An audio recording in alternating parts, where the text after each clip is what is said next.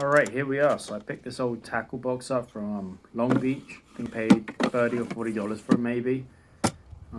It's good looking. Thought it had some potential, and I'll show you what we're on with it. So first of all, remove all the hardware, nice and easy. Just strip it down to its bare bones. Gives you a fresh surface to use.